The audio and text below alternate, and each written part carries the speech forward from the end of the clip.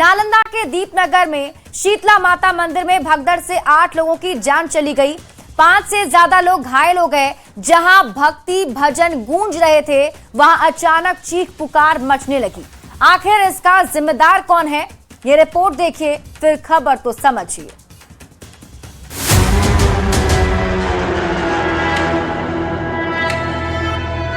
हम लोग 4 आदमी आइली पटना से। आगे भैया सब आगे पीछे हो गए। नालंदा के दीपनगर का मगड़ा शीतला माता मंदिर। इस मंदिर में हर मंगलवार को मेला लगता है। 31 मार्च को चैत्र का आखिरी मंगलवार था, लिहाजा श्रद्धालुओं की भीड़ हर रोज से कहीं ज्यादा उमड़ी। सुबह 5 बजे मंदिर में श्रद्धालुओं की भीड़ उमड़नी शुरू हो गई। पूरा मंदिर परिसर भक्ति में था, पर किसी को इस बात का अंदाजा भी नहीं था कि कुछ ही देर में ये मंदिर मातमी चीख से कराहने लगेगा। सुबह 9 बजे मंदिर में पहले दर्शन को लेकर श्रद्धालुओं में धक्का मुक्की होनी शुरू हो गई। देखते ही देखते धक्का मुक्की भगदड़ में बदल गई और कुछ ही मिनटों में 8 लोग काल की गाल में समा गए। कुछ व्यवस्था के कमी के कारण ये घटना घटी। यहीं पे ब्रैकेटिंग लगाए हुए थे पंडित जी लोग। श्रद्धालुओं ने ये आरोप लगाया कि मंदिर के पुजारी पैसे लेकर कुछ लोगों को पहले दर्शन करवा रहे थे, जिसकी वजह से भीड़ और बेकाबू हो गई। प्रशासन वहाँ पर नहीं था, सब पंडित जी सब कर रहा था ये सब। बिहार का स्थिति ही ये सब होता है। प्रत्यक्षदर्शियों ने प्रशासन पर व्यवस्था में लापरवाही का आरोप लगाया है। ये आदमी को मतलब अंदर जाने का जगह नहीं था और धूप भी उतना ही कारण था और सीरियस है, एम्बुलेंस गया है। अब भागदड़ भीड़ इतना हो गया, आदमी के एक दूसरे का जानता के देहात का कैसा रहता है, एक दूसरे पर सवाल पहले हम करेंगे, पहले हम। कोई प्रशासन नहीं, कोई प्रशासन नहीं। सवाल, क्या पुलिस को भीड़ की जानकारी नहीं थी? अगर थी तो मेले में पुलिस की तैनाती क्यों नहीं की गई? उससे भी बड़ा सवाल है कि भगदड़ के बाद समय पर क्यों नहीं मिली एम्बुलेंस? हादसे के बाद दीपनगर थानाध्यक्ष सहित 4 पुलिस कर्मियों को निलंबित कर दिया गया। लेकिन सवाल है, क्या बस इतनी कार्रवाई काफी है? नालंदा से संवाददाता अभिषेक कुमार और आनंद अमृतराज के साथ रिपोर्ट न्यूज़ 18।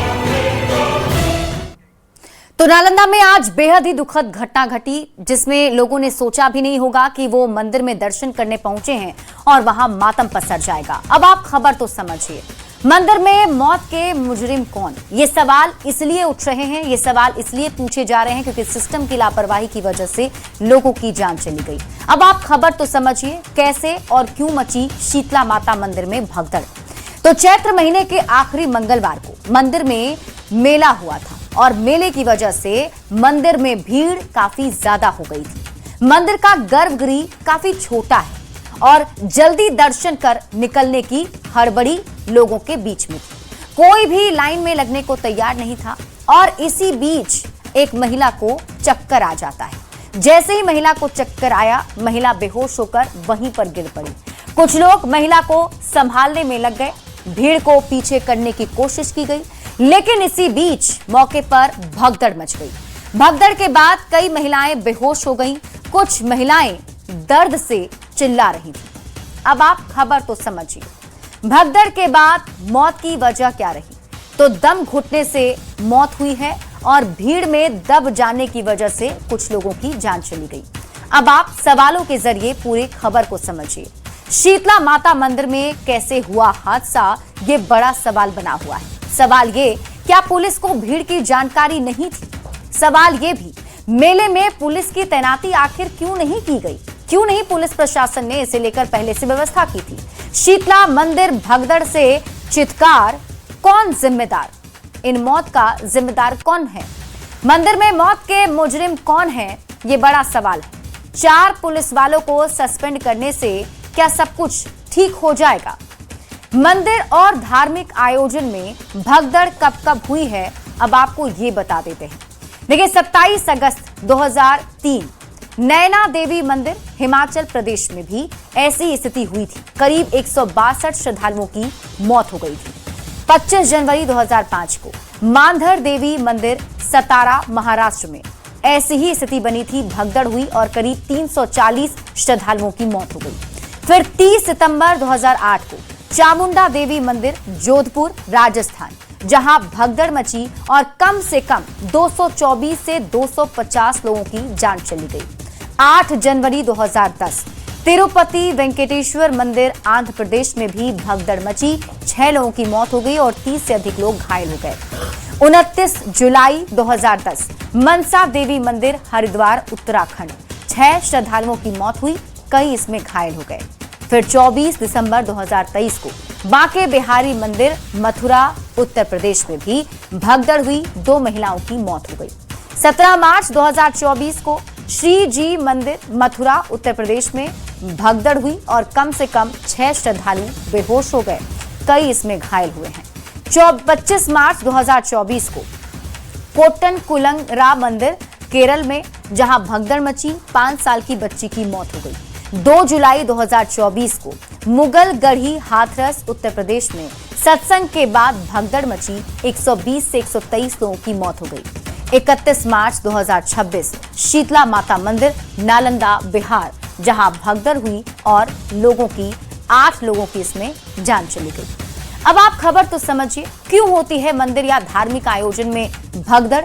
तो इसे आप इस तरीके से समझिए कि ज्यादा भीड़ और गलत भीड़ मैनेजमेंट की वजह से ऐसा हो जाता है। पुराना ढांचा और संकरे रास्ते, क्योंकि जो मंदिर है वहां पर गर्भगृह काफी छोटे हैं, रास्ता काफी संकरा होता है, इस वजह से भगदड़ हो जाती है। बिना प्लानिंग के आयोजन और निर्देशों की कमी होती है। पहले से कोई प्लानिंग नहीं की जाती है कि भीड़ को कैसे कंट्रोल किया जाएगा, और भौगोलिक जगह, मौसम भी इसके पीछे की वजह है, जिसकी वजह से भगदड़ की स्थिति हो जाती है। और शीतला माता मंदिर में कुछ ऐसा ही हुआ, जहां पर संकरी वहां पर गली थी और जो लोग थे वो गर्भगृह में जल्दी जल्दी दर्शन करने के चक्कर में भगदड़ के शिकार हो गए। बढ़ते हैं आगे और बात अगली खबर की। नालंदा से आई ये तस्वीरें सिर्फ घटना नहीं बल्कि हमारे समाज की सच्चाई को बयां करती है। एक शादीशुदा महिला के साथ छेड़खानी होती रही और आसपास मौजूद लोग देखते रहे। इतना ही नहीं, उस शर्मनाक कृत्य को अपने फोन में कैद करते नजर आए। अब सवाल ये, क्या अब हम इंसान नहीं सिर्फ तमाशबीन रह गए हैं? ये रिपोर्ट देखिए फिर खबर तो समझिए।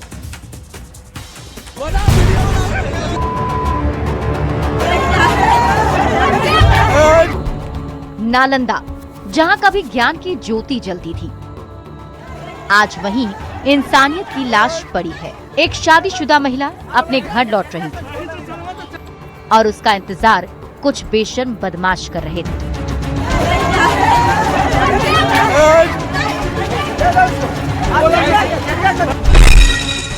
छब्बीस मार्च की शाम 6 से 7 बजे की घटना है। महिला दुकान से सामान लेकर वापस लौट रही थी। रास्ते में घात लगाए बदमाशों ने उसे घेर लिया, छेड़खानी की, रेप की कोशिश की। मदद की जगह लोग वीडियो बनाते नजर आए। महिला ने नूरसराय थाने में शिकायत की। 2 नामजद आरोपी गिरफ्तार किए गए, तीसरा फरार है। ये जो तस्वीरें आप देख रहे हैं, ये सिर्फ एक महिला की बेबसी नहीं, ये पूरे समाज की संवेदनहीनता की कहानी है। महिला मदद के लिए पुकारती रही, उसकी चीखें आसमान को चीर रही थी और भीड़ सिर्फ तमाशा देख रही थी। कुछ लोग चिल्ला रहे थे, गुस्सा जता रहे थे, फिर भी कोई आगे नहीं बढ़ता। न्यूज़ 18 के लिए नालंदा से अभिषेक कुमार की रिपोर्ट। तो देखिए, खुलेआम एक महिला के साथ छेड़खानी होती है, शरेआम छेड़खानी की जाती है, लेकिन लोग चुप रहते हैं और मोबाइल से वीडियो बनाते हैं। अब आप इस खबर को समझिए। सरेआम छेड़खानी पर यह चुप्पी क्या कहती है? देखिए, शर्मसार करने वाली घटना पर खड़े होते सवाल को आप समझिए। सरेआम छेड़खानी पर चुप क्यों रहे लोग? सवाल यह भी, भीड़ से कोई बचाने आखिर क्यों नहीं आया? क्या सिर्फ वीडियो बनाना ही अब भीड़ का काम रह गया है? क्या हुआ है हमारे समाज को? सवाल ये, क्या मां बहनों की आंखों में बस आंसू ही बचे हैं? सवाल ये भी, क्या कानून सिर्फ कागजों पर ही सक्रिय है? अब आप खबर तो समझिए। सरेआम छेड़खानी पर लोगों की चुप्पी क्या कहती है? समाज की कमजोरी को दिखाता है, कमजोर होती नैतिक जिम्मेदारी को बताता है। लोग सिर्फ अपना बचाव सोचते हैं, ना कि सबकी सुरक्षा। लोगों के अंदर बैठे डर, अनिश्चितता और निराशा है। मारपीट, धमकी या पुलिस कानून की झंझट से बचने की मानसिकता बनती जा रही है। लोगों को लगता है कि पुलिस या प्रशासन गंभीरता से नहीं लेगा, और यहां भी कुछ ऐसा ही हुआ। लोग तमाशबीन बनकर खड़े रहे, वीडियो बनाते रहे, लेकिन महिला की मदद के लिए कोई आगे नहीं आया। बढ़ते आगे और बात अगली खबर की। हजारीबाग के विष्णुगढ़ की निर्भया को इंसाफ का इंतजार है। 24 मार्च की घटना के बाद अभी तक मासूम के हत्यारे फरार हैं। दरिंदों पर पुलिस दबिश नहीं दे सकी है। लोग सड़क पर उतरे तो सियासत भी चरम पर दिख रही है। बीजेपी लॉ एंड ऑर्डर को लेकर सरकार पर हमलावर है, तो कांग्रेस भी पुलिस पर नाकामी का ठीकरा फोड़ रही है। इधर जेएमएम ने जल्द आरोपी की गिरफ्तारी का दावा करते हुए राजनीति से बचने की नसीहत दी। सबसे पहले आप ये रिपोर्ट देखिए, फिर खबर तो समझिए। हजारीबाग के विष्णुगढ़ में निर्भया हत्याकांड के बाद हजारीबाग सहित पूरे राज्य में हाहाकार है। रेप और दरिंदगी के बाद मासूम की हत्या के बाद मातम है। आरोपियों की गिरफ्तारी नहीं होने से लोगों में गुस्सा है और दोषियों को जल्द गिरफ्तार करने और फांसी की सजा देने की पुरजोर मांग उठ रही है। जामताड़ा में भी विष्णुगढ़ की हत्या पर आक्रोश दिखा। बीजेपी महिला मोर्चा की ओर से धरना प्रदर्शन दिया गया और आरोपी की जल्द गिरफ्तारी की मांग की गई। ये दिन हो गया है, लेकिन झारखंड सरकार के जो मुख्यमंत्री हैं वो अभी तक इस पे कोई एक शब्द उनका कोई बयान नहीं आया है और ना ही उस पे कोई एक्शन लिए। एक तरफ लोगों के साथ विपक्षी दल में गुस्सा है, तो झारखंड सरकार में शामिल कांग्रेस भी सवाल उठाने से पीछे नहीं हट रही। बीजेपी ने सीएम को लपेटे में लिया तो पलटवार करने में जेएमएम ने देर नहीं लगाई। पार्टी प्रवक्ता ने मौत और हत्या पर बीजेपी को राजनीति बंद करने की नसीहत दी। भागजनक, विभत्स, जितनी भी निंदा की जाए कम है, परंतु उससे भी दुर्भाग्यजनक उस लाश, उस मासूम के साथ हुए दुर्घटना पर राजनीति, बड़े गिरते हुए सोच पर तरस आता है भारतीय जनता पार्टी के। 24 मार्च की घटना के बाद अभी तक आरोपी फरार है। ये एक करारा तमाचा है लॉ एंड ऑर्डर में बेहतरी का दावा करने वालों के मुंह पर। इंतजार है विष्णुगढ़ की निर्भया को इंसाफ का, ताकि दूसरी बेटियां भी खुद को सुरक्षित महसूस कर सके। Bureau report, news 18। तो अब तक पुलिस की कार्रवाई नहीं होने से लोगों में नाराजगी है और नाराजगी बढ़ती जा रही है। अब आप इस पूरी खबर को समझिए। देखिए, हजारीबाग में 12 साल की बच्ची के साथ दरिंदगी हुई। 24 मार्च को बच्ची से दुष्कर्म के बाद पत्थर से कुचल दिया गया। घटना के बाद अभी तक मासूम के हत्यारे फरार हैं। बच्ची की मौत को लेकर लोगों का गुस्सा बढ़ता जा रहा है। लोग विरोध में अब सड़कों पर उतरने लगे हैं और आरोपियों की जल्द गिरफ्तारी की मांग की जा रही है। लोग दोषी को फांसी की सजा देने की मांग कर रहे हैं।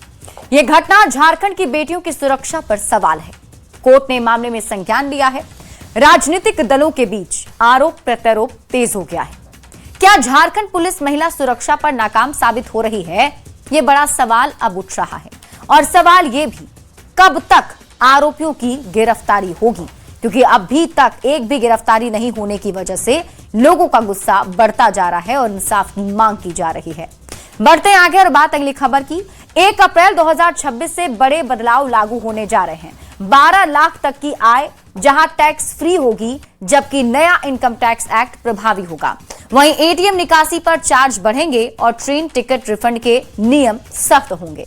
जानिए इस रिपोर्ट में कि 1 अप्रैल से आपकी जिंदगी में क्या क्या बदलाव देखने को मिलेगा।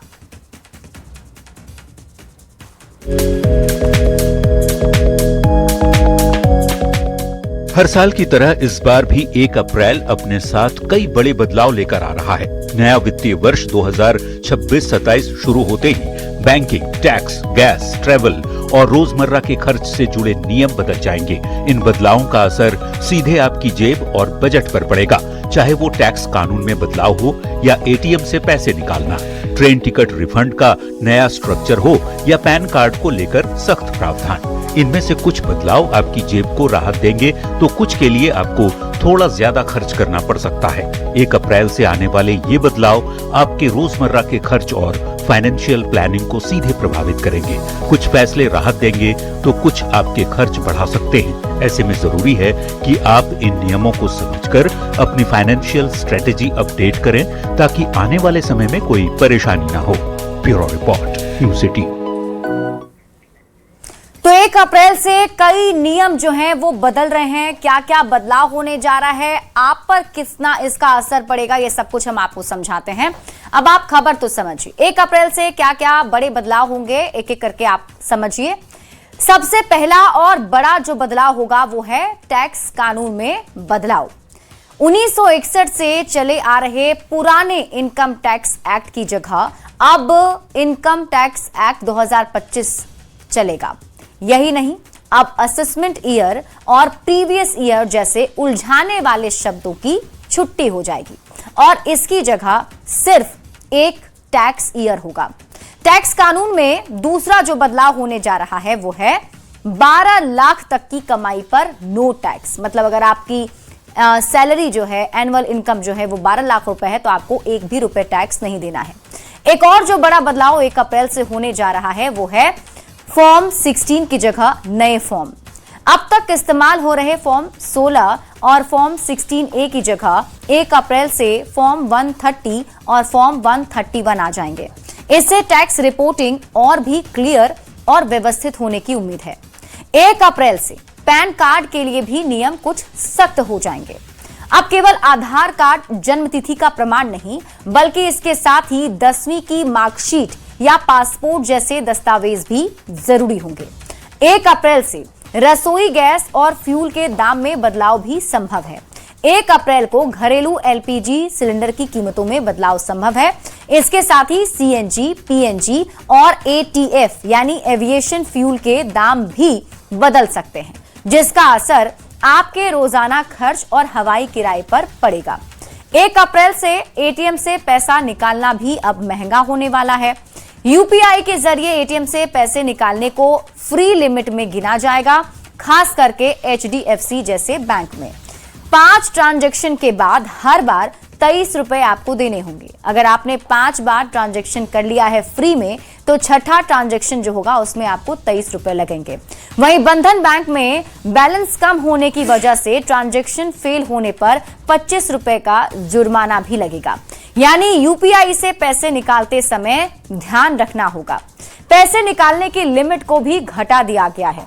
पहले एक दिन में 1 लाख रुपया तक आप निकाल सकते थे, लेकिन अब इसे घटाकर 50,000 से 75,000 कर दिया गया है, खासकर PNB के कुछ खास डेबिट कार्ड्स पर।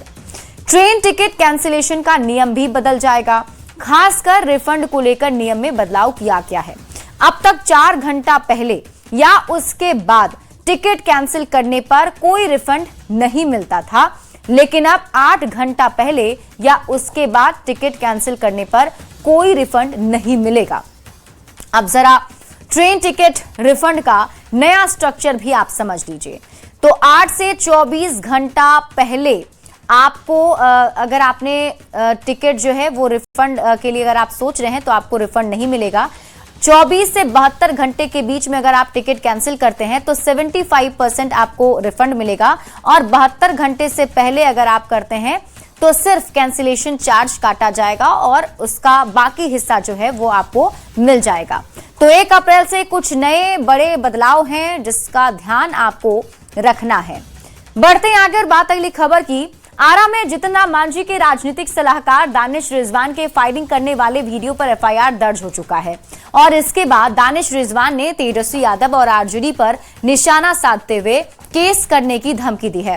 दानिश एक और वीडियो को 2017 का बता रहे हैं, जबकि दूसरी ओर AI जनरेटेड बता रहे हैं।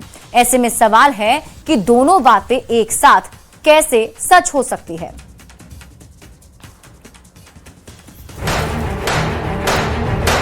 हाँ, मैं मांझी जी का सलाहकार हूँ। जीतन राम मांझी के ये हैं सलाहकार दानिश रिजवान। इनकी सलाह पर केंद्रीय मंत्री जीतन राम मांझी ने न जाने कितने राजनीतिक फैसले लिए होंगे, लेकिन आज मांझी के सलाहकार खुद विवादों में हैं। वजह है एक वायरल वीडियो जिसमें दानिश सुरक्षा अधिकारियों के रिवॉल्वर से हवाई फायरिंग करते दिख रहे हैं।